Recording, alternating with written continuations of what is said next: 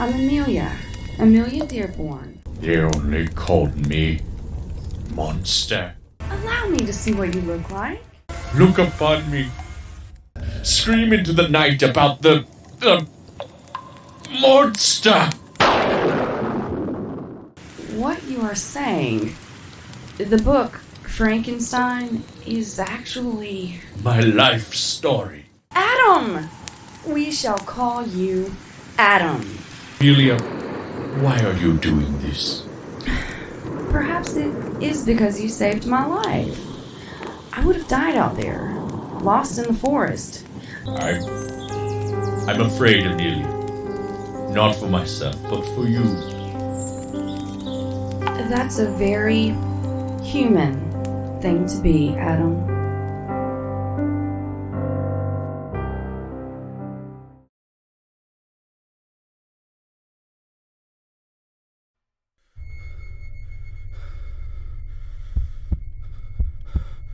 It lies in wait amidst your dreams, where nothing is ever how it seems. It is a portal to a terrifying world beyond the doorway to nightmare.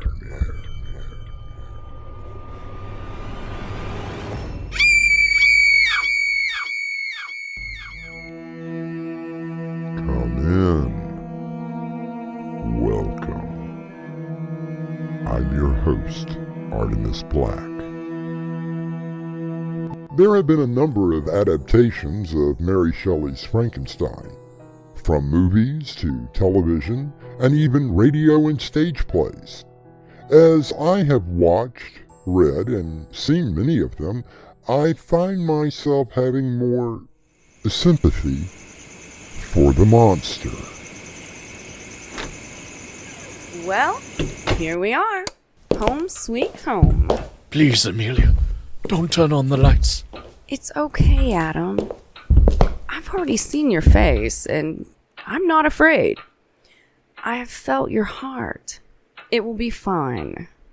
I am not used to such kindness. Well, I believe you will get used to it. It is a different world now. You have a very lovely home, Amelia. Now then, on to business. First thing in the morning, I'm going to call Judge Stevens. And don't worry, he's an old friend. And then, we're going to get you some new clothes. Won't it be difficult to find clothes for an 8-foot giant? I can just go to the Big and Tall store on 9th. I'm sure they will have anything that will fit you. Why, Amelia? I don't understand the question, Adam. Why do you feel... You think that you have to help me? You showed me kindness, Adam. You helped me. You saved my life. I only want to repay your kindness. You must forgive me for being so suspicious of you. I have never met anyone like you in my entire existence. Well, I haven't heard that one before. Believe me, Adam, I am not the only one. Now, let's get something to eat and get some rest. It's going to be a very busy day tomorrow.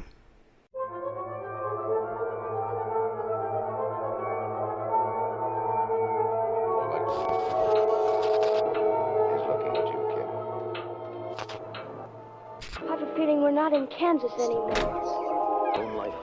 Adam? Are you Andrew okay? McCarthy is interested in more than just a good... Amelia, what a wonderful He's having machine! no trouble. It will only rot that remarkable brain of yours. Why did you turn it off? As you told me once, don't believe everything you read. Well, don't believe everything you see on that thing either. My daddy told me once to never believe anything you hear and only half of what you see. Besides, you need to get dressed. I hope everything fits. Well, what do you think? Ah! You look very dapper. The shirt is a bit tight. Don't worry about that. I can fix it. You really are looking quite handsome. I suppose no one's ever told you that.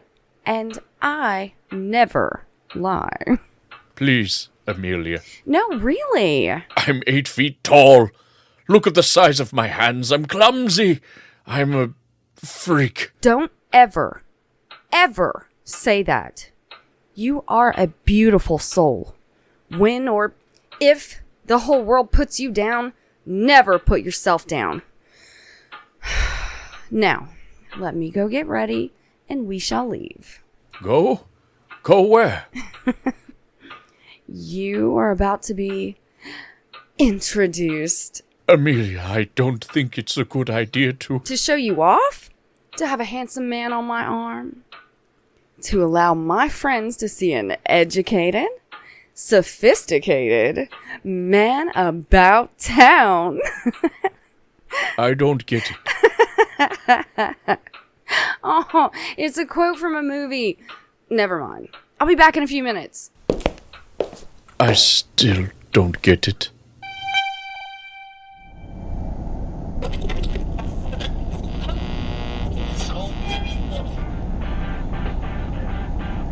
Where are we going? A dinner party. Given by a friend, or more of an acquaintance. Do you think this is a good idea? I think it's a wonderful idea. Now, don't worry. You're gonna be fine. I will be right by your side.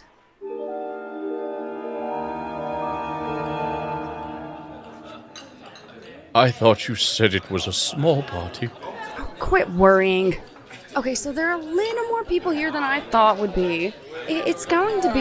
Amelia, I was hoping that you would be able to join us. Thank you for inviting me, Dr. Frankens. I had to have someone here that was at least a pleasure to talk to. Most of these academias are extremely boring. I'm sure that it isn't as bad as all that. And who have you brought with you? Oh, forgive me, Dr. Frankens. This is Adam. Adam Smith. He's my cousin, visiting from Boston. Well, any cousin of Amelia's is definitely a friend of mine. A pleasure to meet you. What are you staring at? Oh, forgive me, dear fellow. You see, I suffer from a horrendous disease.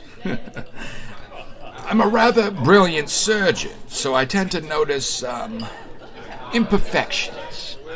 I see that Miss Harris is here. I thought she never went to parties. As long as there's free food and drinks, she will always be there. Now, unfortunately, I must tear myself away from you and greet my other guests, as tedious as that can be. I shall speak to you later. Good to meet you, Mr. Smith.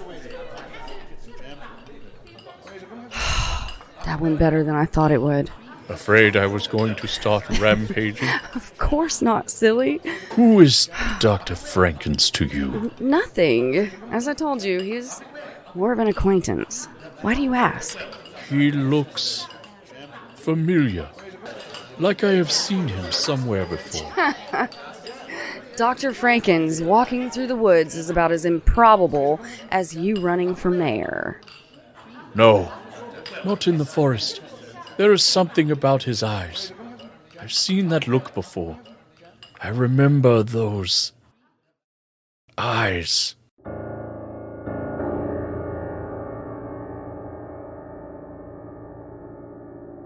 There is an old saying, those who don't remember the past are doomed to repeat it. I'll be back shortly with Act 2.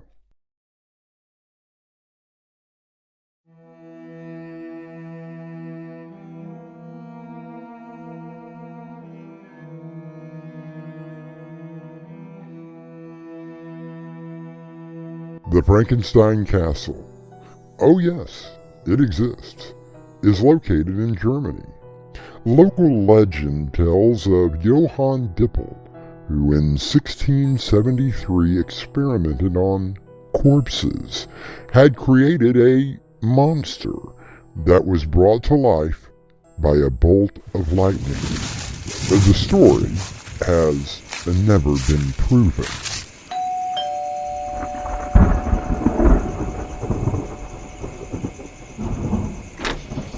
Dr. Frankens, I'm afraid Amelia isn't here at the moment. Actually, I came to see you, dear fellow. May I come in? I'm not sure Amelia would want that. Oh, Amelia and I know each other extremely well.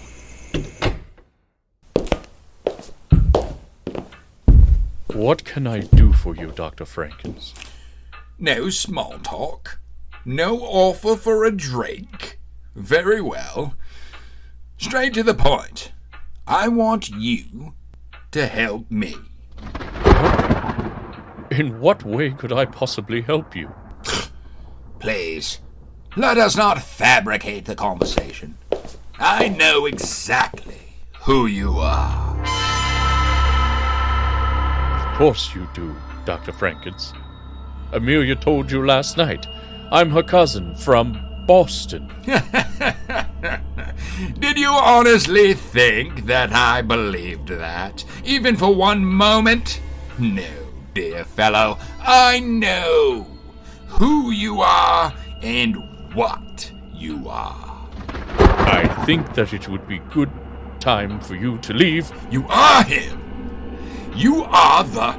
And I apologize for using the word, but the truth is, you are the monster.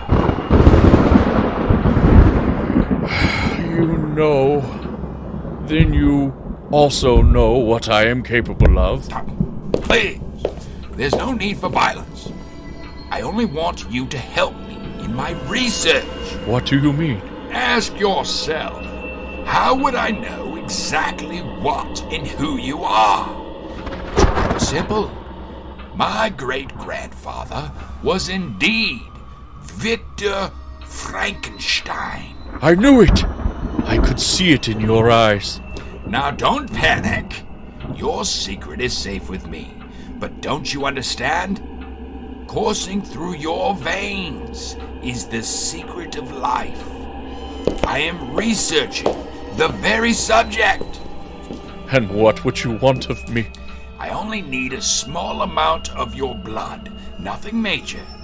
Perhaps a skin sample, maybe an MRI of your wonderful brain. I only want to study what Victor accomplished. How do you know about Victor? The story was handed down throughout the family. Even his notes, well, some of them survived. The most important ones, the secrets, were destroyed, unfortunately. Rightly so. Nature should never be trifled with, Dr. Frankenstein. I wear that moniker proudly. You don't understand. I don't want to take you apart. I only need small samples. Think of it. The end of sickness, of death itself. You sound just like him. A deranged man who failed. What he did to you, the way he threw you away, is inexcusable. I only want to rectify his mistake. Please, just think about it. Did you have a good day? Amelia, how much do you know about Dr. Frankens? A little self-centered. Definitely full of himself. However, he is a brilliant surgeon. I know that he's proposed to me on several occasions. Have you ever entertained the thought of being with him? Ew! Please! He has such a narcissistic personality that there is no way I could ever be with him. Ugh. I even told him to his face what I think of him. That's why we haven't spoken in quite some time. He didn't like it very much. Anyway, why do you ask? He was here today, while you were at work. Amelia, he knows what I am. How? How could he possibly know? Because he is a direct descendant of Victor Frankenstein. Remember? I told you that there was something about his eyes. He admitted it to me today. What did he want of you? Exactly. Something about studying my blood. My brain. He is completely insane. Did you get the samples from yesterday, Elliot? Yes, Dr. Frankens. All the test results are on your desk. Wonderful! Hopefully, we will have a test subject very, very soon. An actual test subject? But how is that possible? Elliot, you know who my great-grandfather was. You studied his notes. What if I were to tell you that his experiment, the monster, was right here in this town? But that would make him over 200 years old. Exactly. Remember the rather large gentleman that Amelia brought to my party?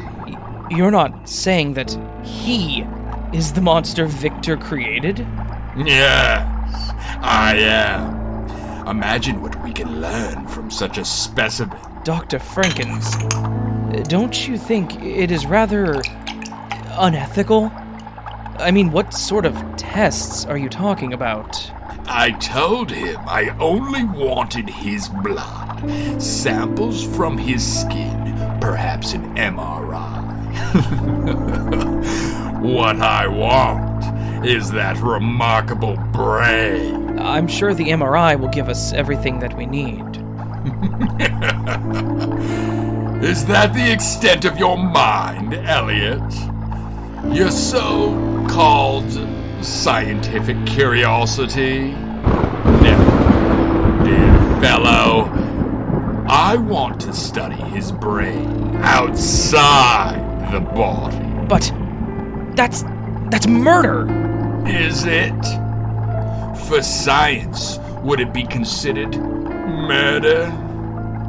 Doesn't science sacrifice some things? Elliot sees the almost glint of insanity in the doctor's eyes.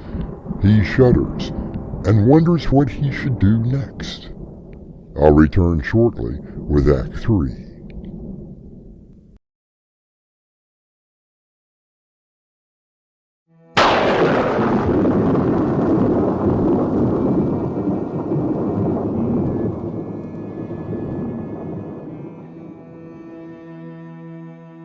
Death has been the greatest mystery since the dawn of man. It has been studied, catalogued, and feared, and yet it holds dominion over all of us. I'm sorry, Dr. Frankens. I don't mind taking samples, but what you are talking about is cold, calculated murder. But who am I murdering? A giant of a creature who was killed before? Damn, the lights are out. Perhaps it is fortuitous. Sometimes work is done better in the dark. Now, what were we talking about? You told me that much of Mary Shelley's work was fiction. The creature was presumed dead. I only go by what I read and believe. He is a killer. Make no mistake about that. And what does it make you if you do this? A great scientist! A man whose name, Frankenstein, will no longer be associated with a creature, but will live on in history of science. Think of it, Elliot. We have an opportunity to discover the secret of life, to overcome death. You have the opportunity to help. By killing? It's not killing if he wasn't alive to start with. Imagine it, Elliot. An entire race of those creatures. Supermen. Men who cannot die. Do you realize the amount of money government, any government, or private corporations would throw at us for such a discovery? I'm sorry, Dr. Frankens. I can't be a part of such madness. And what will you do? Run out into the street and tell everyone that Amelia's so-called cousin is the monster that my great-grandfather created? Would you like me to measure you for the straitjacket now? I can at least warn him. Or Amelia. I don't think that would be wise, Elliot. And what is there to stop me?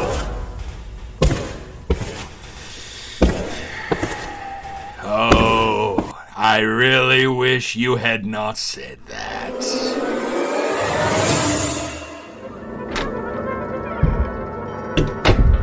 Well, did you enjoy your walk? Why are you sitting in candlelight? Power failure. I think it has affected the entire grid. That explains why it's so dark outside. Don't worry. I'm sure they'll get it fixed soon. So, how was your walk? Did you enjoy the fresh night air? Not particularly. Did someone say something to you? No, it wasn't that. I've been thinking about the offer that Dr. Frankens made. And you have come to a decision? Perhaps. I'm sorry. My mind is not working properly. Before I met you, my only concern was wondering what to fix to eat. I had my library, my solitude. Everything is so complicated now. Unfortunately, life is complicated. Look, the decision is yours to make. Whatever you decide, I will be right there with you. If you don't mind, I think I will go and see Dr. Frankens now.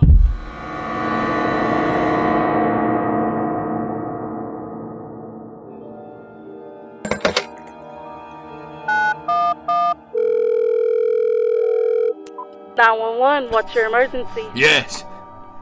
I need the police. An ambulance. Oh, God. He's dead. Sir, calm down. Can you give me your location? I can't believe it. Yes. 1275 Cumberland Drive. The large house on the end of the road. Hurry! I have emergency personnel dispatched to your location. Can you tell me what happened? My assistant, Dr. Elliot Carpenter, he's dead. Please, sir, take a deep breath and tell me what happened. I found him in the lab. He's been killed, and I know who did it. Police are on the way. They should be there within 5 minutes. Did you actually see the person who did this? Not the actual killing, no. But I saw him running away from the house. It was Amelia Dearborn's cousin, Adam Smith.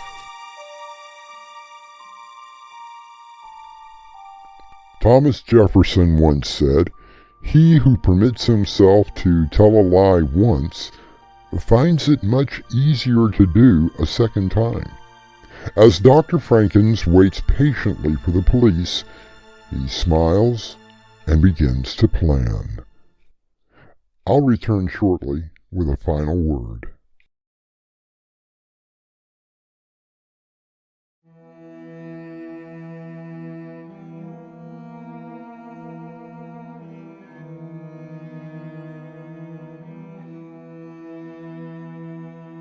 There have been a number of interpretations of the work of Mary Shelley. Even after 200 years, we still see the many incarnations of the monster. And for some, we see a bit of ourselves in the creature. Our cast included Mick Davis, Crimson McKenzie, Jonathan Rossignol, Madeline Lane, and Raven Adams. The story was edited by Crimson McKenzie and directed by Winslow Swan. And now a preview of the conclusion of the Trials of Frankenstein.